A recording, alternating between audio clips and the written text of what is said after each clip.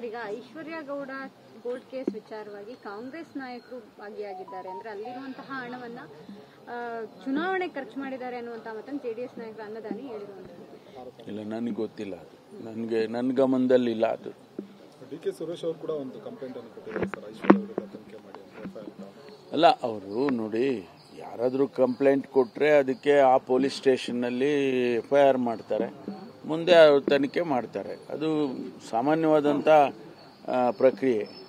ಅದಕ್ಕೆ ಸರ್ಕಾರ ಎಲ್ಲದಕ್ಕೂ ಕೂಡ ಭಾಗವಹಿಸೋದಿಲ್ಲ, ಅಥವಾ ಸರ್ಕಾರನೂ ಕೂಡ ಸಣ್ಣ ವಿಚಾರಗಳಿಗೂ ಕೂಡ ಸರ್ಕಾರವನ್ನು ತರೋದು ಅಷ್ಟೊಂದು ಸರಿ ಇರೋದಿಲ್ಲ. ನಾವು ಯಾರೂ ಸರ್ಕಾರದ ವತಿಯಿಂದ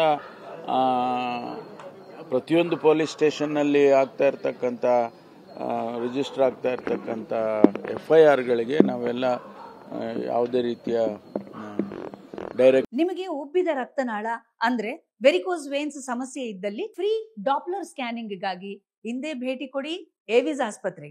ಆಗಲಿ ಅಥವಾ ಯಾವುದನ್ನು ಕೂಡ ನಾವು ಭಾಗವಹಿಸೋದಿಲ್ಲ. ಸರ್, ಈಗ ಐಶ್ವರ್ಯ ಗೌಡ ಗೋಲ್ಡ್ ಕೇಸ್ ವಿಚಾರವಾಗಿ ಕಾಂಗ್ರೆಸ್ ನಾಯಕರು ಭಾಗಿಯಾಗಿದ್ದಾರೆ ಅಂದ್ರೆ ಅಲ್ಲಿರುವಂತಹ ಹಣವನ್ನ ಚುನಾವಣೆ ಖರ್ಚು ಮಾಡಿದ್ದಾರೆ ಅನ್ನುವಂತ ಮಾತನ್ನು ಜೆಡಿಎಸ್ ನಾಯಕರು ಅನ್ನದಾನಿ ಹೇಳಿರುವಂತದ್ದು. ಇಲ್ಲ, ನನಗೆ ಗೊತ್ತಿಲ್ಲ, ಅದು ನನ್ನ ಗಮನದಲ್ಲಿ ಇಲ್ಲ. ಅದು ಡಿ.ಕೆ. ಸುರೇಶ್ ಅವರು ಕೂಡ ಒಂದು ಕಂಪ್ಲೇಂಟ್ ಅನ್ನು ಕೊಟ್ಟಿದ್ದಾರೆ ಸರ್, ಐಶ್ವರ್ಯ ವಿರುದ್ಧ ತನಿಖೆ ಮಾಡಿ ಅಂತ.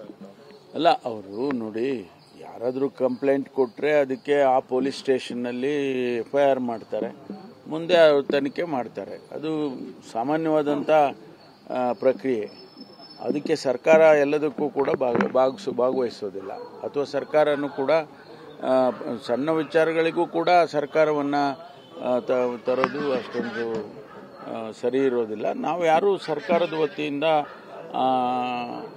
ಪ್ರತಿಯೊಂದು ಪೊಲೀಸ್ ಸ್ಟೇಷನ್ನಲ್ಲಿ ಆಗ್ತಾ ಇರ್ತಕ್ಕಂಥ ರಿಜಿಸ್ಟರ್ ಆಗ್ತಾ ಇರ್ತಕ್ಕಂಥ FIRಗಳಿಗೆ ನಾವೆಲ್ಲ ಯಾವುದೇ ರೀತಿಯ ಡೈರೆಕ್ಷನ್ಸ್ ಆಗಲಿ ಅಥವಾ ಯಾವುದನ್ನು ಕೂಡ ನಾವು ಭಾಗವಹಿಸೋದಿಲ್ಲ.